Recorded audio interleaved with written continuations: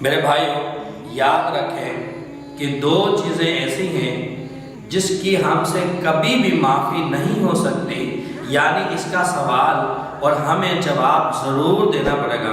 اسلام کے اندر اور بھی بہت ساری چیزیں ہیں، لیکن یاد رکھیں دو چیزیں، نماز اور پھر روزہ۔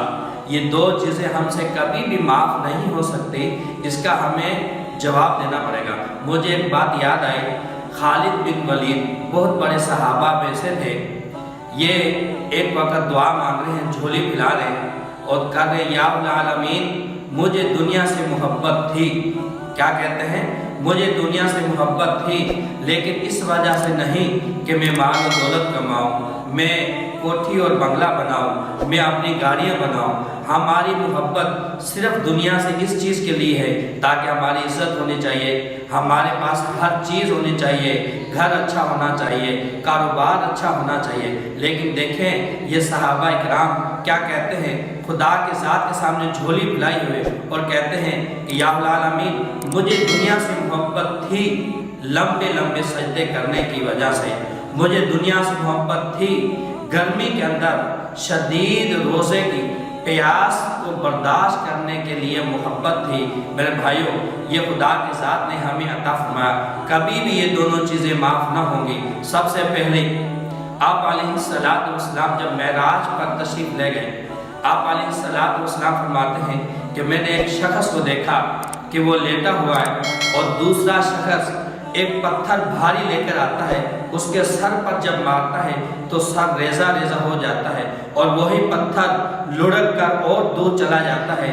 وہ شخص جب اس پتھر کو اٹھانے کے لیے جاتا ہے، جتنی دیر میں وہ اٹھا کر لاتا ہے، فرمایا کہ وہ جو سونے والا شخص ہے اس کا سر دوبارہ بن جاتا ہے۔ پھر وہ بندہ اسے پتھر مارتا ہے، پھر پتھر سر جو ہوتا ہے وہ ریزہ ریزہ ہو جاتا ہے۔ فرمایا گا میں نے پوچھا جبرائیل سے یہ کون ہے؟ فرمایا گا یہ آپ کی وہ امت کے لوگ ہیں جو نماز کے اندر سستی کرتے ہیں۔ تو میرے بھائیوں، نماز کے اندر سستی نہ کریں۔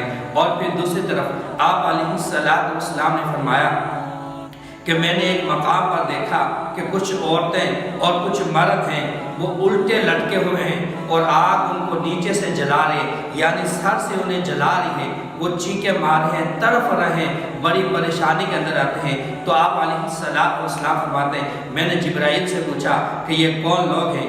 حضرت جبرائیل علیہ السلام نے فرمایا کہ یہ آپ کی امت کے وہ لوگ ہیں جو روزہ نہیں رکھتے۔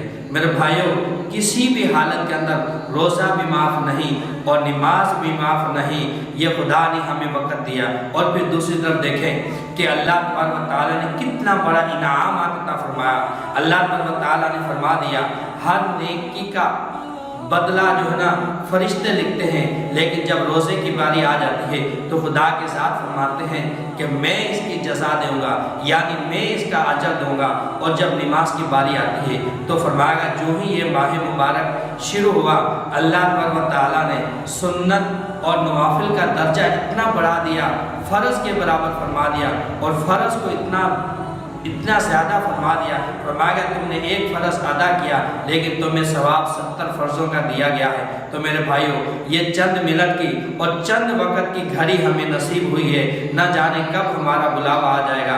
یہ رمضان مبارک ہمیں نصیب ہوا، اس کے اندر روزہ بھی نہ چھوڑیں اور اس کے اندر نماز بھی نہ چھوڑیں۔ اور تو بندے کے ساتھ بہت زیادہ حقوق ہے، لیکن میں نے آج جو آپ کے سامنے بات کی، ایک نماز پر اور دوسری روزے پر، میری دعا ہے کہ اللہ تعالیٰ مجھے اور آپ کو اس پر عمل کرنے کی توفیق عطا فرمائے۔